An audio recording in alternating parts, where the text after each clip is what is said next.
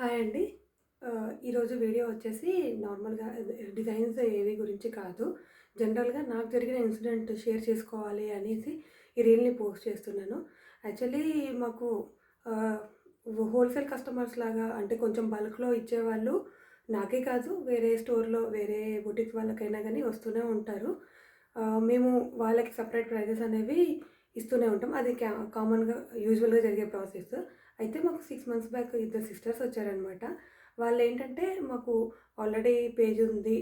మా ఫ్రెండ్‌తో ట్యాగ్ అయ్యి చేస్తున్నాము. కానీ మా ఫ్రెండ్‌తో కొన్ని డిస్టర్బెన్సెస్ వల్ల ఆ పేజ్ కొంచెం బ్రేక్ ఇవ్వాల్సొచ్చింది బిజినెస్‌కి. మళ్ళీ మేము బిజినెస్ రీస్టార్ట్ చేయాలనుకుంటున్నాము. సో, మీరు సపోర్ట్ చేయండి అనేసి వచ్చారనమాట. So, okay. ఫైన్. నేను కూడా అలానే వాళ్ళకి సపోర్ట్ ఇచ్చాను. బట్ అన్‌ఫార్చునేట్ ఏమైందో తెలీదు. కొంచెం అకౌంట్ నచ్చలేదు నాకు అనేసి వాళ్ళు నాకు అమౌంట్ కూడా మీ వల్ల మళ్ళీ నేను ఆహ్, మళ్ళీ రివర్స్ చేయాల్సొచ్చింది అనేసి నాకు మనీ గూడా స్టాప్ చేశారనమాట. కొంచెం అమౌంట్. మొత్తం గాదు.